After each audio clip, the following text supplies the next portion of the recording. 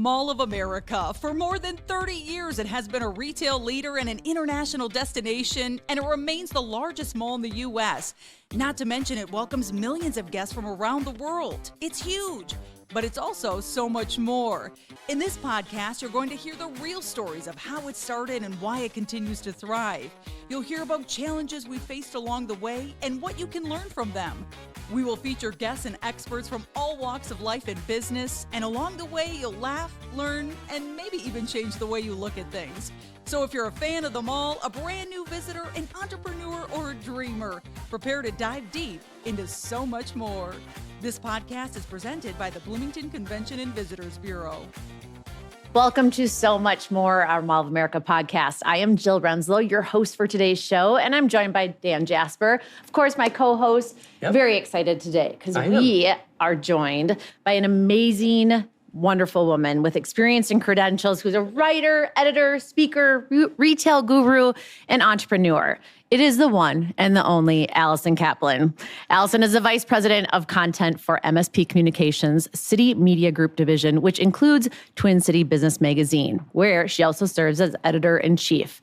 In this dual role, she oversees digital content and contributes to overall strategy and new initiatives. And she is also an authority on retail, fashion, and the consumer experience. Allison also frequently serves as an event MC and moderator and regularly appears on TV and radio. She also hosts the weekly radio show Shop Girls on My Talk 107.1. So even more, she's been a longtime friend of us here at Mall of America. So welcome, Allison. So good to be here. This is fun. Hi, Allison. It's fun to be on this side of the interview because for years, Dan and I have been on the opposite side with Allison. I feel like this might be payback for me, right? The tables Putting you have on the turned. spot We are. so many times. Don't worry, we'll be very, very Okay, nice. great. But really, we want to hear your story. You have an amazing career journey. You've been in the Minneapolis-St. Paul market for years. So kick us off and share with us your story, how you got started and where you're at today. So, I'm a career journalist. I grew up in a retail family. My parents literally met at a department store, at Dayton's, for those who are in Minnesota. I am a product of Dayton's, literally. And I always said I did not want to go into retail. I was going to do something different, loved to write, asked a lot of questions. Some might say nosy. I prefer curious. Wanted to be a journalist. And then pretty quickly after covering news and things, I sort of found my way into this beat where I was supposed to write about how people spent their time and money. And it just sort of all crystallized for me. And I realized, I was in Chicago at the time, and I realized that most people on the business desk who wrote about retail, they didn't actually like to shop. They didn't ever go to stores. So they just didn't really get it, And so they were covering the business side, but without any, thought about consumer experience. And I loved the idea of sort of bringing it all together and went from there. Love it. And so you are at MSP Yes. and recently took a leap of faith with the Twin Cities business. Yes. So, after years in newspapers, moved back to the Twin Cities where I had grown up. I was away when the mall opened. So I felt like, my journey to the mall, it was like, it was kind of this fascination from afar. And then I moved back here and I was writing about retail and fashion and lifestyle for the St. Paul Pioneer Press. And pretty quickly was like, why is the Mall of America not an entire beat? There were just so many stories. And I just found myself here like every week. Literally, it was like it should have been its own beat. I kind of made it. It was. Yeah. And I just always had this like distinct appreciation that there were things happening in this market because this mall is here, and that what a driver it was of not just commerce, but innovation and ideas and celebrity sightings and all of that. So I was at the newspaper for a number of years and then went to Minneapolis-St. Paul Magazine and kind of continued, writing about and covering the mall and retail and fashion and doing, fashion shoots and all that. And then, jumped over to the business side. Our company, which is based in the Twin Cities, MSP Communications. We have the City Magazine, Minneapolis-St. Paul, and then Twin Cities Business, which I wasn't like gunning for that job, but when it happened, it was like, oh, this kind of makes sense.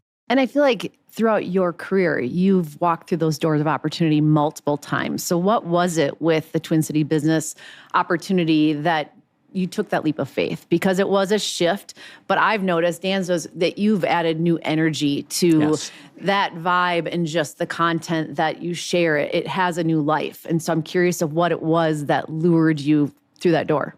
I didn't want to schlep racks of fashion anymore for shows. I love it. It's a lot less glamorous after you've done like your 10th fashion photo shoot. No, I mean, I felt like I had kind of explored that beat as far as I could, and I was just sort of itching for the next thing. And I've always been fascinated with entrepreneurs and people who have ideas and go for it, and just how business connects it all. And it just seemed like an opportunity to, first of all, to step into more of a leadership role as editor-in-chief, and to bring a new sort of storytelling to business. You know, I think sometimes we feel like, oh, that it's so serious and it's about, numbers and truly it's storytelling. It's all storytelling, whether it's about a business or a nonprofit or a mall or anything else. And so, I think there's a balance of, you can tell the serious stories, but you can also bring some life and energy to it. And I think you've done an amazing job, where I was nervous that we were going to lose you in the fashion realm of this industry when you shifted to Twin City business. So I'm like, we love Allison, and you've kept us honest over the years and kept us on our toes of making sure that we're staying on par with all the new things that were happening, the new brands in the building. But you've been able to creatively thread your love for fashion trends into the business industry. And I think that's been amazing. I think we're finally at a point where you don't have to be, one thing or another. And you can be, a serious business person. I'm not saying that I am, but you could be, and still admit that, like, you love fashion and you love to shop. Like, that's okay. Those are not, it's not one or the other. We all are multifaceted. And I think social media has made that more apparent. And I think that leaders are sharing more of themselves and their lives and kind of bringing their whole self to what they do. Absolutely. Dan and I were talking as we were preparing for this interview, and we were talking about the days where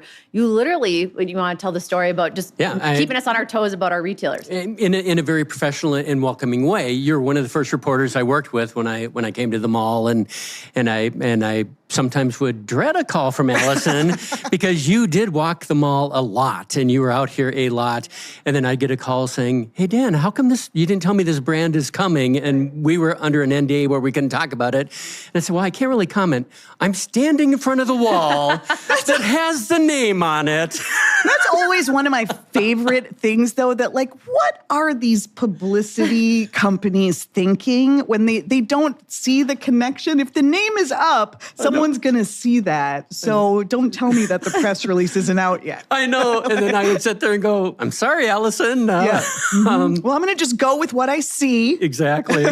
I love it. But that actually has driven us to, you helped us get to be better internally as well. We developed better processes internally where we went, I can't take another call like that. We need to figure this out. So thank you for that. It has. I mean, literally our communication channels have changed and tightened because of that, or it's, the construction team making sure they're communicating with the communications marketing team. So we're not putting up graphics before we have the communication out in the right channels and the right prioritization. Right. So it has helped streamline. And I think as a reporter, you have to learn how the process works. And I think as a reader and a consumer, you don't know either that a lot of times you guys would love to talk about something, but that national brand is saying, no, we're not going to talk about it for another 2 weeks. And you're like, yeah, but we're on the ground here and we know that everybody knows already. So it's all the coordination. Absolutely. But there's been, go ahead. I was just going to say, but it was good. And I've not worked in other markets, so I don't know, but I think the journalism within the Twin Cities, it's a really cooperative. I mean, journalists have their job to do, but they're professional and they're courteous, and it's been a good relationship over the years. I'm glad you feel that way. I'm glad you're still talking to me, Dan. Of course. Yes. No, it's fantastic. And, the evolution of communication and media, and you have embraced how you transition the print, the digital, to the event side of things. So talk about that and how the media world has evolved and how you've pushed that evolution and that innovation with the company that you work for, companies, how important that is, because you've connected with readers and consumers in really creative ways and across multiple channels. Right. I mean, you can't deny it. Like it's going to continue to progress, and if you're not there, then you're missing out. And I worked at newspapers in an age when stories would be online for a week and then they would disappear. And at the time, it seemed like, really, this doesn't make a lot of sense. And, of course, it didn't make a lot of sense. And you can look back now at all the mistakes that were made. But I think that, fundamentally, when I started out, we didn't talk about being content creators like we do today. But that is really, I think there is more need for information and accurate information and independent information than ever before. We just have to accept that people are going to take it in different ways. And I think that's actually a cool opportunity. And it might be a panel discussion. It might be a podcast. It's just different forms of storytelling, social media. And you've just got to meet people where they are and look at how, one story or one idea can be packaged a lot of different ways. And so, I see our role as, obviously first informing, but also, as Twin Cities Business, we're not a daily, newspaper. We're here we recognize that people are going to get their news. We might not be first to break everything, but we're going to break it down. And we're here to inspire, to explain, and to connect. And I think that's one of the things that I've really come to appreciate that we can do. I know you guys, I know people from all the other malls. I know people from lots of different industries, and most people are in their lane and they don't have time to meet, all those different people. And so, you don't know that. And so that's really one of the unique and I think, enduring things that we can do as a media organization is connect people. And that drives a lot of what we do in the event space too. Our events are not about, just handing out awards. They're about content. They're about, having conversations, inviting different points of view, and kind of storytelling in a live format and bringing people together. So how do you do it all? You're a leader, you're a connector, you're an innovator, you're a fashionista. I mean, you are on all the time. Whether you're in the office, you're on stage, you're on social media, like you are going all the time. How do you prioritize your time? I was actually so glad we're doing this today because I have to go to a birthday party tonight. And I'm like, perfect, I can pick up a gift. I'm at the mall. This is perfect. So it's all about being efficient and multitasking. And I think you have to love what you do. And I've always said, especially when I was, specifically on the retail beat, you got to love it. It's a lifestyle. Every time I was out anywhere, you're always seeing story ideas and possibilities, and you've got to go with it, and you have to have a notebook or a phone or something with you. And you just have to love what you do. And if you do, then it doesn't feel like work. Yeah, we can relate.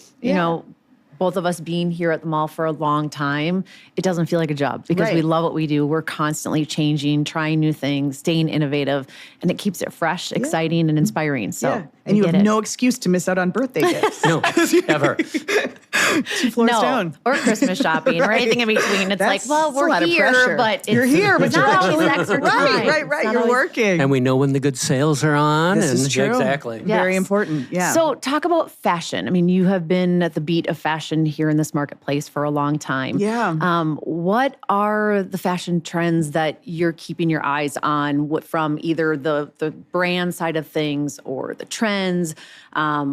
Talk to us a little bit about how you still stay connected with that in the role that you're in today. I mean, I think that's just about, kind of loving it, doing the radio show, doing Shop Girls, which I host with my mom, kind of keeps me, keeps a foot in that realm. And that's just sort of a personal passion, but also relates to a new little side hustle that I'm doing because I can't help myself, which is focused primarily on women over 50 and helping them find one of the toughest purchases out there, most intimidating, and that is a mother of the bride or groom dress. And that really came out of doing radio and getting that question every week. Women calling in and saying, my son or daughter just got engaged. I don't know where to go shopping. I don't know what to wear. And this weird feeling that we have that like you must buy something that says mother of the bride dress and it must look matronly and frumpy. And it's like, no. And I think that is sort of a common theme of just breaking down rules and feeling like, you do whatever feels right for you. I feel like we're sort of in this place of like seasonless, timeless, things come and go so fast. I learn a lot from my kids today and TikTok and what brands they like. But it's funny because a lot of times they'll tell me things and I'm like, yeah, that's not new. That's actually like 15 years ago. Yep. It just wasn't on the TikTok then, So I don't know. I'm enjoying the return to a wider leg jean. Mm-hmm. As I have those on today. Yes, both of us today. Love them. And you come to realize that a higher waist is really your friend as the years go by. So I'm hoping that will stick around, not going back. I always make the joke that the first 15 years or so that I worked here, it seemed like the fashion every year was skinny jeans. So I'm glad to hear that that's no longer. Yes. It lasted forever. What is the one fashion trend over the years that, looking back, we all should have regretted? Oh, God. Wow. So many. I mean, leg warmers. Yes. What were we doing?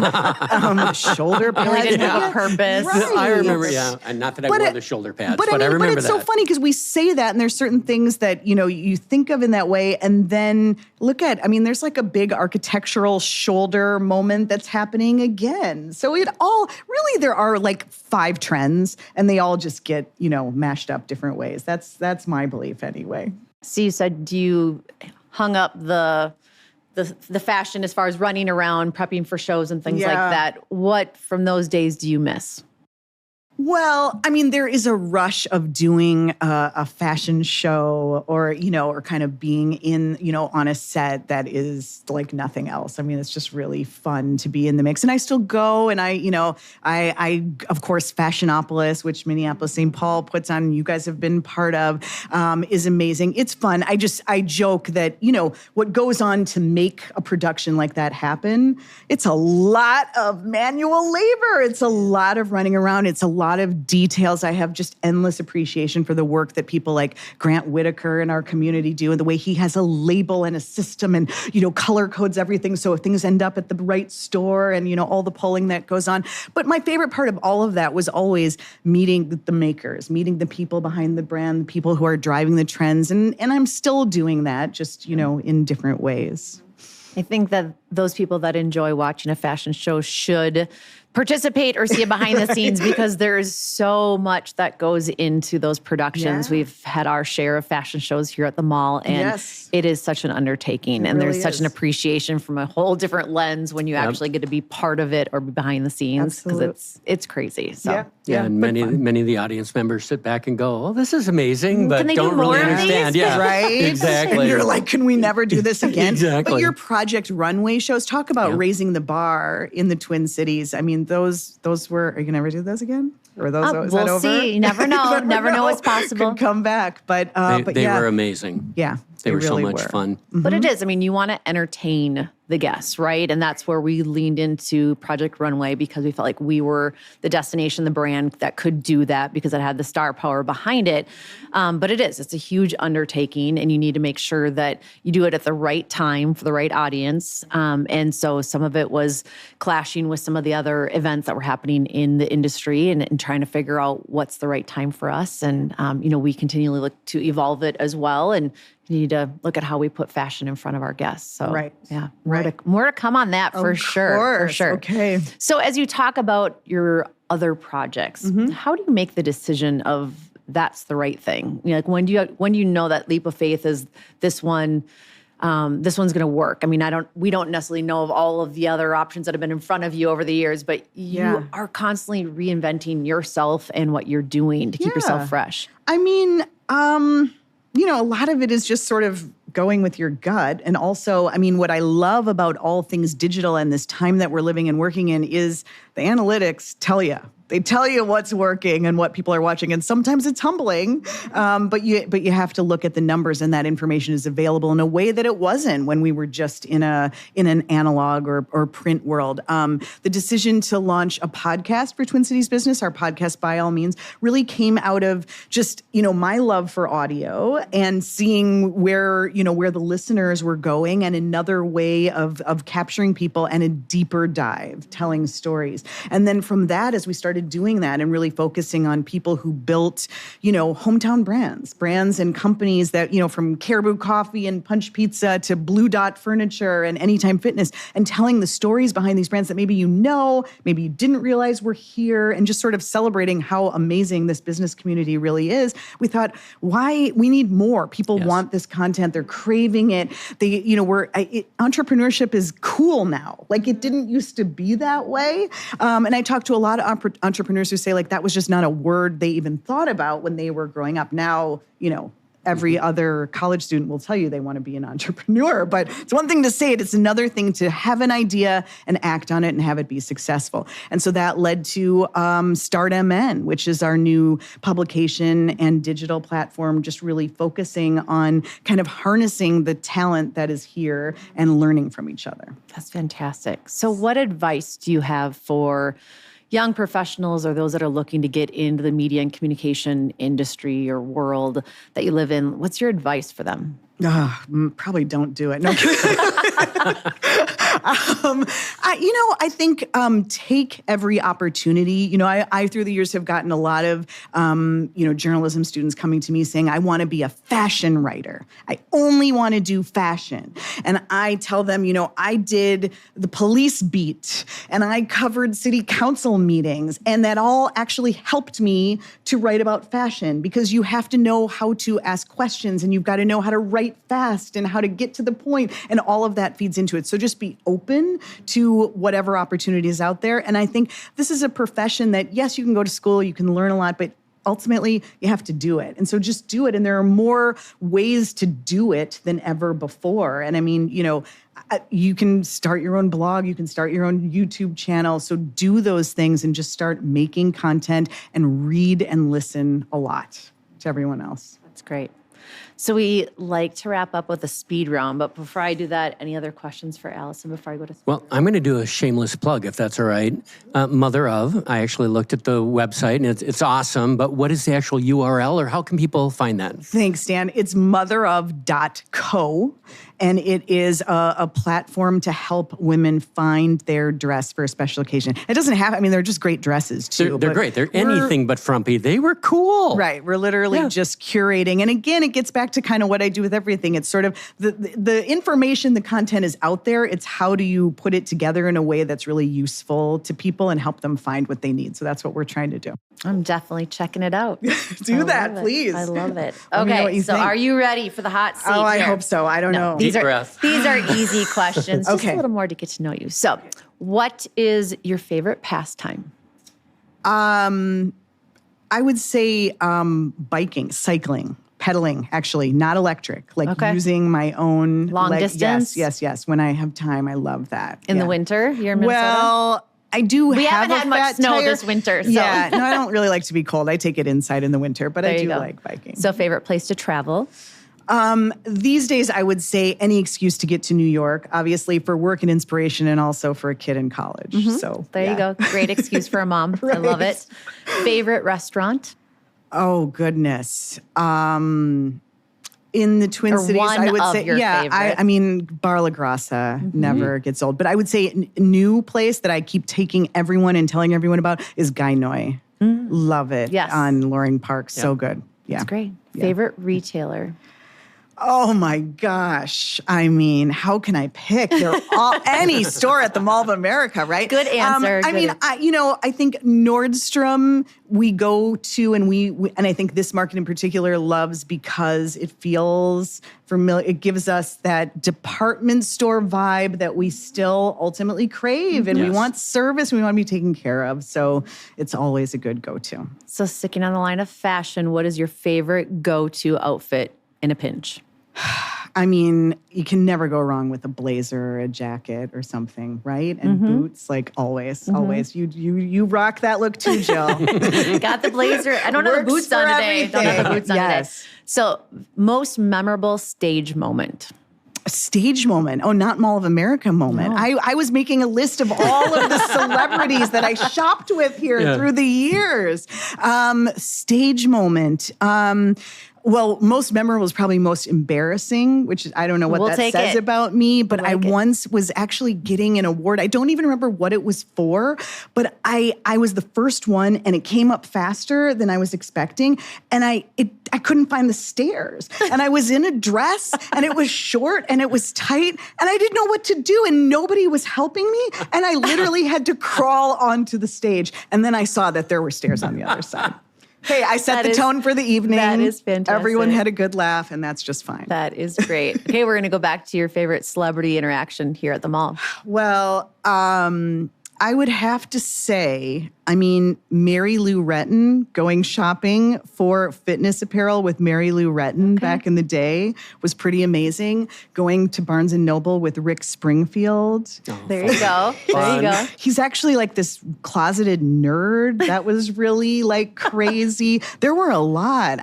Boy bands and Tim Gunn. Yep. A lot in your, downstairs in your boardroom.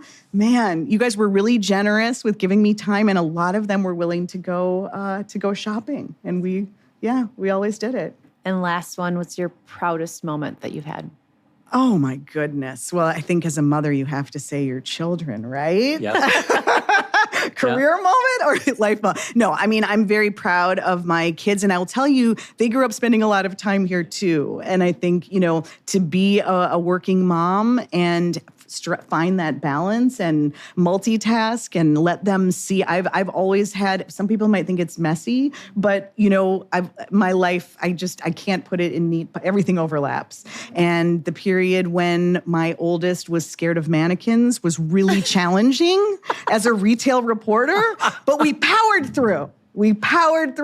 And we said, yep, well, we're still going shopping because we always go shopping, and they know that, and and as a result, they respect what I do, and so it all works. So I'm proud of that. He's over that phobia. I love that. Yeah, he's good now. That is fantastic. Well, that is going to wrap us up today. We could talk for hours. We could. These topics that we have are so relevant to all of us, and just appreciate you sharing your story. It's fantastic. Thank you. And thanks for taking all my calls. Oh, absolutely. Anytime. I'll keep them coming. And that's going to do it for today's episode of So Much More. Definitely tune in and download where you find your favorite podcasts. See you soon. Thank you for tuning in to today's episode of So Much More. If you want to hear more, be sure to subscribe to our podcast wherever you find your favorites, including Spotify, Apple, or Google Podcasts. And you can also watch a video cast on YouTube. Go to podcast.mallofamerica.com to leave a review, ask a question, or give us an idea for the show. Until next time, thanks for listening. So Much More is presented by the Bloomington Convention and Visitors Bureau, the official destination marketing organization for the city of Bloomington, Minnesota. Before your next trip to Mall of America, visit bloomingtonmn.org for answers to all your travel questions, deals and packages for hotel stays, and so much more.